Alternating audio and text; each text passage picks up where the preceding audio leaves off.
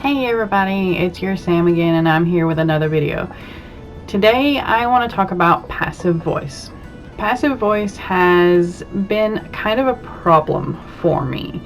I get the little squiggly lines and dabble in Word that let me know that I am using passive voice. What is passive voice? Is it really all that bad? And how can you use passive voice in your writing and be a good writer, a great writer? So I kind of want to cover those things today. What is passive voice? Passive voice is where the object that is receiving the action is more important than the subject of the sentence. Something like the cake was eaten by the children. The children are the subject because they are performing the action against the cake, which is the object. So in that sentence, the cake was eaten by the children, it is passive because the object, the cake, is more important than the subject. And this is depicted because the cake comes first in the sentence and it is not really acted upon. It seems more like the cake is acting on the children, which is really weird. The other ways that you can pick up on passive voice is if a sentence is depicting an action but the subject isn't really known, such as a mystery or a piece of journalism or a scientific study that the outcome of who the subject is or what the subject is isn't really known until the end or until the case is solved or something like that.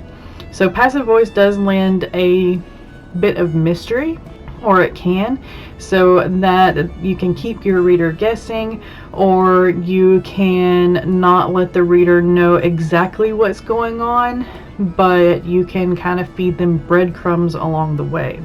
Passive voice also creates objectivity. It also has a way to tell info.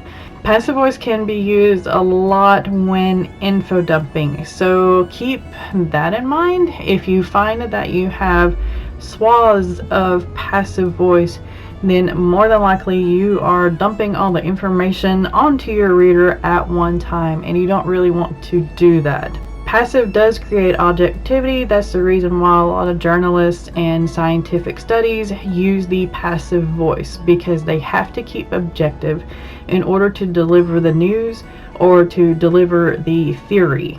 That is probably where I got most of my problems with passive voice, because I went to college to be an animal behaviorist with a minor in journalism so that I could go out into the field and study animals and write articles about them.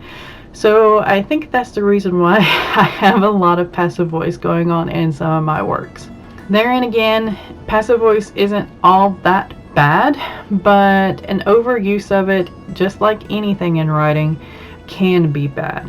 It can distract your reader, it can pull the reader out of the story, and you definitely do not want that. You want to keep your reader engaged, and that is the reason why active voice is important, because using active voice keeps your reader into the story in that moment. It doesn't pull the reader out as badly as passive voice can. Active voice is like your battles, your emotional moments. It pulls, it has a hard punch, it keeps your reader wanting to read more, whereas the passive voice can be seen more as a softer scene, a information scene, a scene where there's a little bit of relaxation before another big thing hits. So you can kind of keep that in mind and kind of keep the flow of active versus passive voice going in your work if you think about it that way. Passive voice can also lead to wordiness, whereas active voice is far more clear. The sentences are far more concise because you have the subject acting upon the verb. You don't have to be flowery in a way when you're using active voice unless you absolutely want to. You use a lot of description in the active sentence. But for example, I wanted to read this to you because Jane Austen is one of my favorite authors, and she uses passive voice a lot of times to kind of make fun of her characters and just to keep her prose kind of light and fun loving. One of the examples of her passive voice comes from Sense and Sensibility. He pressed them so cordially to dine at Barton Park every day till they were better settled at home, that though his entreaties were carried to a point of perseverance beyond civility, they could not give offense. As you can see, there are two instances of the verb to be in that sentence. And yes, that is one sentence.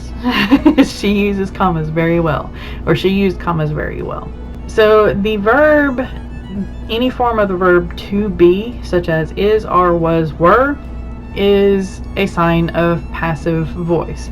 So there were two instances of were in that sentence, and that is one signifier that it is a passive voice, and the other signifier is that the subject was not doing the action, but the subject was still doing the action. Mr. Middleton was asking them a lot to have dinner with him a lot, but Mr. Middleton as the subject didn't appear until the last part of the sentence. Yeah, the object was more important than who was doing the asking, if that makes sense. That is passive versus active voice, and that is kind of how you can use both passive and active voice in your writing.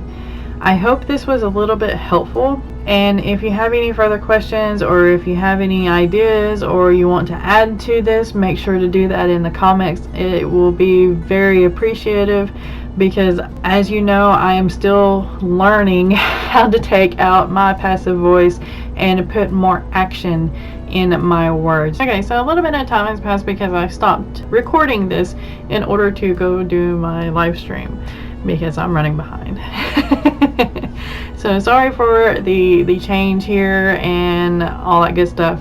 I also wanted to add that passive voice can be seen when someone unimportant is performing the action in the scene.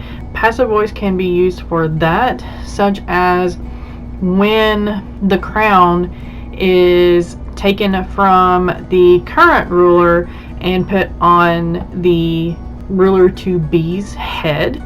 Nobody really knows the priest or whoever is doing that unless they are actually important in the story, one of the main characters in the story.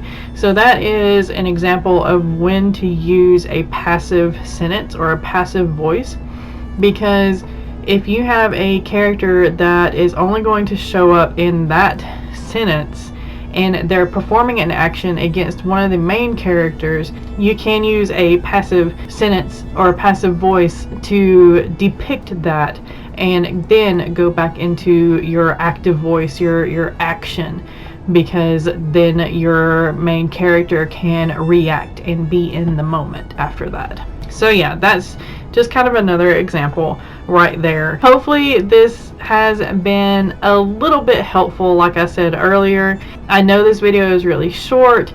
I'm still kind of learning how to use passive voice, and if I can use passive voice still in my writing, or if I need to try to switch everything into an active voice. Thank you for watching. If you like this video, make sure to give it a thumbs up. If you haven't subscribed already, make sure to subscribe. I really appreciate it. I post videos every Sunday and Thursday. Most of it is writing related, but there are a few times where I do things a little bit out of the ordinary. I go over some of my gaming or some of my anxieties or depression or something like that. As always, be kind to one another, stay safe, and keep being creative and keep writing. I will see you next time.